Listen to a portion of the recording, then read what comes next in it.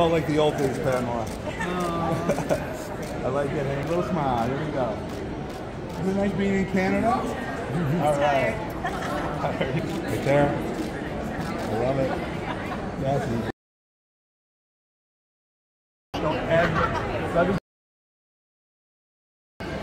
Yeah. The team. Come on this side, please. Get one. Move back. Everyone just needs to take a half step.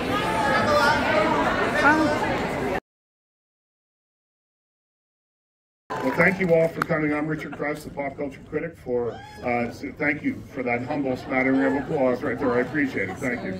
What a pleasure to finally get to be in front of a live audience from the country that produced Pamela Anderson. I'm very excited right now to introduce my muse, my subject, Pamela Anderson, and her son, Brandon.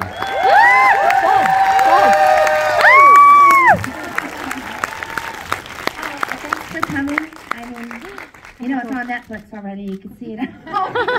So happy that we're finally here and you are able to just set the record straight in whatever way you wanted to tell your story and lay it all out there for everyone. And so everyone, I am so excited for you to meet my mom, Pamela Anderson.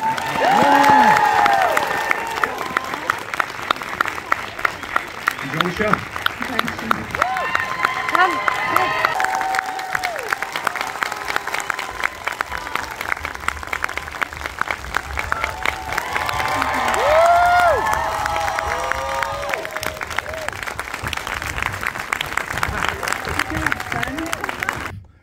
Do you feel like you're being seen in a way that you weren't seen before? How are you feeling right now?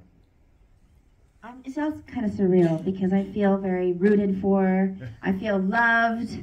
I feel like this is just such a. Yes, I mean everybody wants to be seen. I feel like I've been such an observer of my life because I know who I am, and you know this cartoon character kind of lived next to me for a lot of my career, and you know, just raising two boys. I felt like I could relate to a lot of women, but I felt I didn't know I'd ever be able to tell my story, and I felt like if people knew maybe how it all started, and just to see someone's life and as a whole picture. I was always interested in other people. If I could, sometimes I look at people and I think, what was your childhood like? You know, like why are we making these decisions?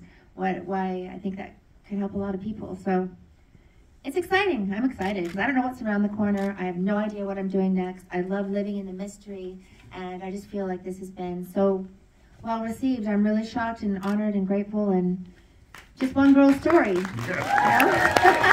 Now that people can see the whole story, how my childhood was, how I made some decisions, how I was so excited to be in Playboy, I was overcoming some shyness, and I kind of smiled my way through a lot of those things because I'd never been on a plane before, and I landed in LA on Gay Pride Day. I was like, this is great. There's a parade here every day. And I thought, when I met these people like Jay Leno, I was just like looking at them like, you're Jay Leno, you're talking to me. And I just was so in the moment of experiencing it, and I wasn't thinking, oh, this is really sexist.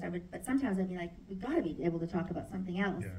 But that was where it was at that time. That was what my image kind of endured, and that was kind of I was just getting through it with a smile, like I think a lot of women do through their lives. It's like, oh, oh, that's funny, but not really, right? But it's just, you know, you just get through it and you look back, but looking at it as a whole picture, that's what I mean. Like people, you know, like you only see those 2 minutes on Jay Leno, so people are like, oh, they've gone on with their day. But when you see it accumulates over time, and the one more thing adds to the other thing, adds to the other, and I just said, you know what, happiness is a choice.